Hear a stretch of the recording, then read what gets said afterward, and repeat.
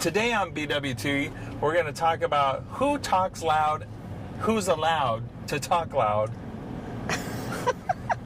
BWT, we're going to talk about who's allowed to talk loud. Who's loud? Who's allowed to talk loud? Who's allowed to be loud? Who's allowed to be loud? Yes. In a crowd. So differences between black and white people and other races, ethnicities in terms of volume and power. Volume and power. Power! Power to the people. So we're also going to have a song of the day from a rock band.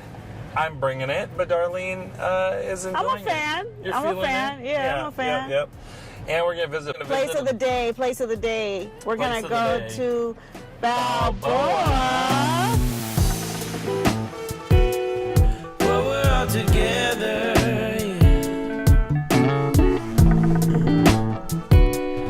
Make it right together. What's up, Wes? What's up, Snookies? What's up? What's up, Nene? What's up with you? You know, not much. Not much. know, BWT. Oh. Next season, next episode, I mean. Hi. Hey, everyone. How are you? Welcome to BWT. But we're together. Black, White Talk. This is episode number 5. Kick us All off. right, Wes. How are you? I'm well, thank you. How was your week? It's been crazy and hectic. How about you? It's been busy, and I've been a little tired, but I'm good. I'm rejuvenated today. Yeah. Got some rest. Yeah. Yep. Yes. So, Slept well last night. sure did. Like a log. Okay, so I would like to know, Wes, Yes. since this is our topic, it's Yes. about being loud. Yeah. Right? Loud. Yeah, you have a huge voice. Thank you. Yeah. genetic. But let's talk about music. Okay. Did you ever play music loud? Loud. Yes. In the house, in the car? When did you do that? So I'd say, apart from like really not having any radio on in the house growing up, and my dad would play piano. We talked about that a little bit. But music wasn't like a loud experience in my house. Okay. My dad had a big voice. But outside of that, we weren't like blasting like stereos, things like that. So when Yeah. I got to college, I started learning guitar, and I got into rock music and heavy metal and hard rock. And I used to love to turn my speakers and put them in the window of the dorm and just crank up like Metallica or Guns N' Roses, those kinds of bands. And just like, I don't know what I was doing. It was like shouting my anthem to the world about, I am here. Okay. Yeah. That sounds Probably annoying looking back. Yeah, but you're not the first young man to play loud music out of his car. And wasn't that like, the police? Hi, police. Hey, Popos. Costa Mesa's rocking the police on the corner. Hey. Anyway, so you're not the first young man to blast think music out of his car. No. And I think that was an era, wasn't that an era with woofers and all that kind of stuff? Oh, yeah, they would Yeah. build these big boxes and put them in their trunks. And, Yeah. I'm getting 15s in my trunk. Yeah. You hear the cars coming like a quarter mile away. It was awesome. Run DMC. that kind So of stuff. there's a whole generation, probably more than that, of young people with bad hearing. Right? Yeah, probably. Um, What about you? Did you ever crank the music? no. Wait, what? Yeah, I don't. I played music loud so that it could fill the car and make me happy, but I wasn't interested in projecting it out of the car. It wasn't a desire. Oh, yeah. So I don't know if that was a girl thing or whatever, but I don't know. It's a good question. yeah, I don't know if it was a race thing. I'd never even thought about that because there's all kinds. There's black and white, and everybody's. It seemed like if you were into like technology and the tech of it, then you were interested in playing music loud and to see what your speakers could do. Yeah. And I definitely wasn't that person. So We are introducing the song of the day. It's Paradise City by Guns N' Roses. and why did you pick it? I picked it because I used to crank this out my dorm Oh, room. see? The connection. Oh, my gosh.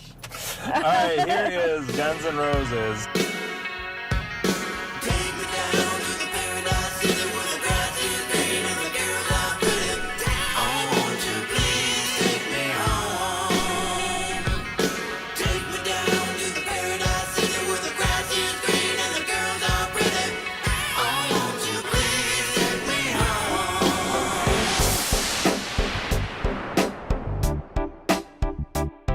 But I do wonder about how do you feel? Oh, like, I know where How- you're going. No, you don't. Oh, I don't. We didn't rehearse this. How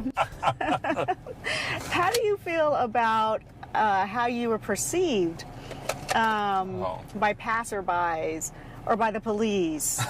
Or No, so I was never in danger because of that. Even though, like, I was trying to, like, you know, I don't know the right word, like, show off. Or I was trying to exert my, like, hey, I'm here. And okay, so flash forward to maybe I think 2015 about, Yeah. and there was this incident in Florida. I don't know if you I know, recall. yeah. A young man was shot by a white man. He in a car, Yeah. and he was playing. He's playing rap music. Jordan Davis. Yeah, He was Jordan Davis. 17-year-old Was at a gas young. station. Yeah, and the man, for whatever reason, Said, was "Turn your like, music "Turn your down." music down," and the kids in the car didn't do it or didn't do it fast enough, and he became violent, and the guy shot and killed this young man. Yeah. This guy actually got convicted for that crime, and that's a good thing. But so knowing that. That's a possibility for people of color, that their music can get them killed. Yeah. How do you perceive now what you did back then, if you can make any comparisons between yourselves and people of color? Yeah, I think, like, in a very innocuous way, I was, like, aligning myself with, like, mainstream media, like Footloose. Like, oh, it's a Midwest town where you're not allowed to dance and we're going to break free. Like, I was kind of like, hey, I have this, you know, whatever urge for freedom. Yeah. But that's the innocuous side. On the other side, like, given a different neighborhood or a different skin color or a different context, like, I could have been putting myself in danger, you know? But, so looking back, I think I was careless, like, reckless, not appreciative of the freedoms that were allowed, and, like, the you know, being able to be in a neighborhood where people didn't look at you like you were scary, or being in, you know, Or even music. light-skinned. Certain music will scare people. Like, I think Guns N' Roses, it was loud and it was cantankerous, or whatever you want to call it. I think that. Yeah. But then you have, like, the rap music that people are downright, like, associate with gangs. Right. Even though the white kids are playing rap music too, but then if you couple the Yeah. rap music with black youth who are often stereotyped, and then you have this perception.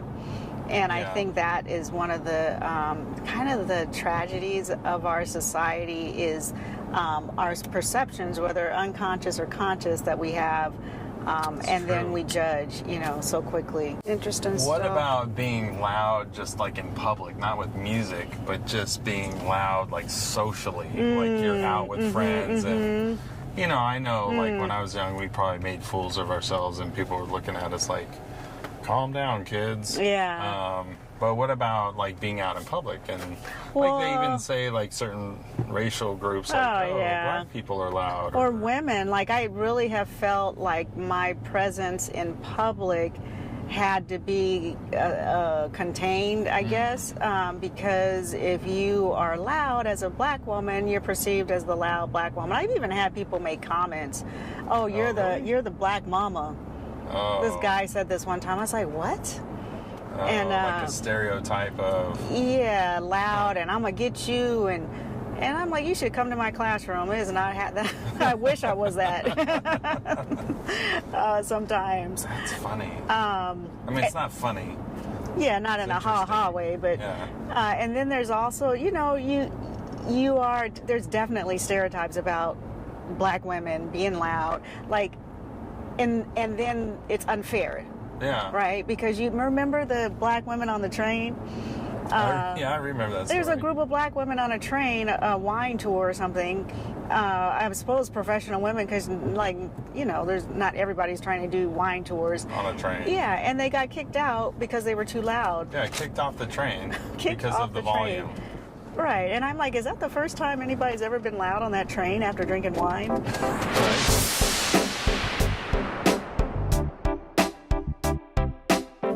And then there's the actual, I guess, lived experience, right? Because you, growing up, lived in a pretty Yeah. quiet house. Yeah, that's a good description. A pretty quiet house. Voices were never raised. Even in like disagreements. I mean, there were no arguments that I can remember. What? None? No. Not in your But- presence. I mean, no. I'm sure there were disagreements, but not arguments per se. And people didn't raise their voices, and we weren't disciplined with loud voices or shouting. Even though my dad had a huge voice, Yeah, like he I sang did. bass in the choir, and he sang loud. Growing up, it was a quiet house. It was a quiet house compared to what was your... My house was quiet until my mom started talking and yelling. So yeah, I mean, talking loud? she talked loud, yeah. Okay. So it's funny because I'm talking about, oh, the stereotype is the loud black woman. Well, it's so, like, you know, Chimamanda Adichie said, like, stereotypes might be true, just incomplete. Yeah. So we definitely had loud voices in the house, and when I got disciplined, there was yelling happening. It was different for me. So anyway, I bring this up because when Wes first saw me discipline my kids, like the first, couple of months, maybe you didn't say anything, and then suddenly one day he's like, why do you yell at them? And then you were like, oh, even you're yelling, but they don't seem like it's bothering them. And then I'm like, I'm not yelling at them. So it was like this perception. From my upbringing, I was not yelling. Right. From your upbringing, I was yelling. Yeah. And Yeah, I just remember being like startled by like how the tone or the volume or the whatever quality of, you know, you're calling out their names and telling them to whatever, knock it off or go to bed or take a yeah. bath or whatever it was. But it seems so like 10 times the volume I experienced as, you know, like a parent-child relationship. So I was like, you Yeah. know, I can't enact it. But it was like, instead of like, It's okay, shocking. get ready for bed, it was like, hey, get in the bed. that's, yeah, what's wrong with I was really confused. Like, if somebody had yelled at me or talked at me that way growing up, I would have felt like we have a broken relationship and we can't talk for a week or What? like. But like, you would literally like tell them something loudly. And then we'd be And laughing then- the next minute. Yeah. Yeah. And then I was like, what? I thought their feelings would be hurt. No. So It's a very different type of resilience. We were talking earlier about how that translates into behavior in the classroom. So you're like in a classroom and you're a kid that grew up with loud talking, and you go to school and you talk loud in class, and the teacher who grew up like you did is going to perceive you as aggressive or loud or a problem. Yeah. And then where are you? You've got this kid that's in trouble, and that at first he doesn't know why, or she doesn't know why. Yeah.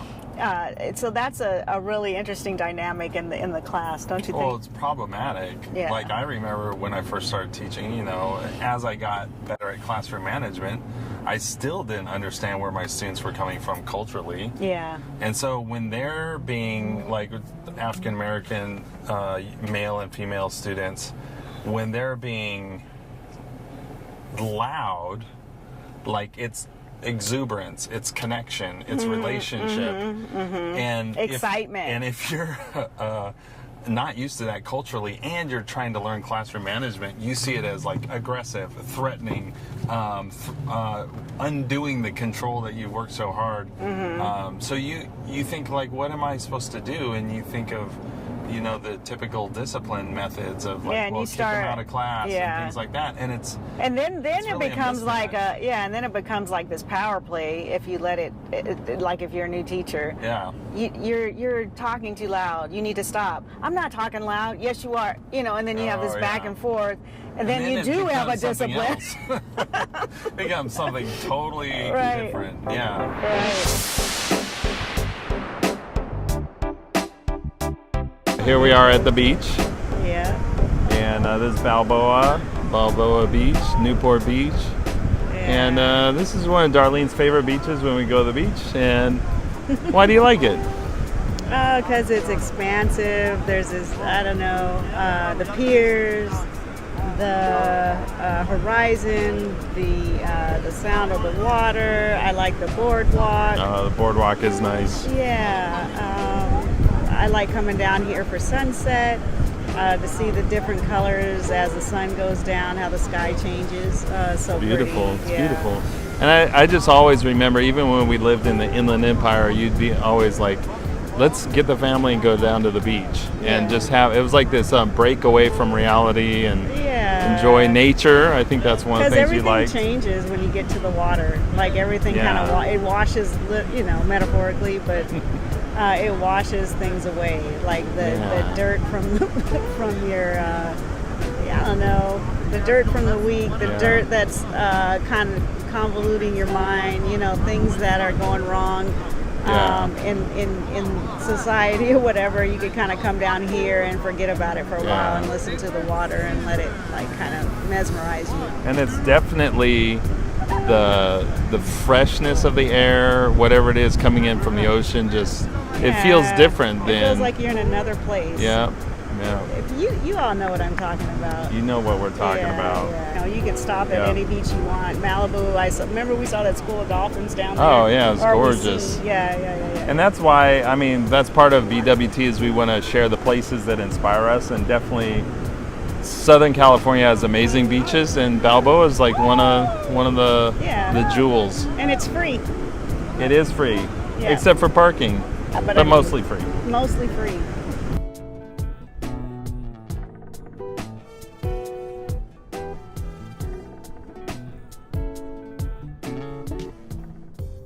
Thank you, everybody. We appreciate all the comments, the likes, the shares. We really want feedback and dialogue. We love talking to you and learning more. Subscribe, Subscribe. subscribe, And we're- resist. and Y'all know resist. what I'm talking about. All right.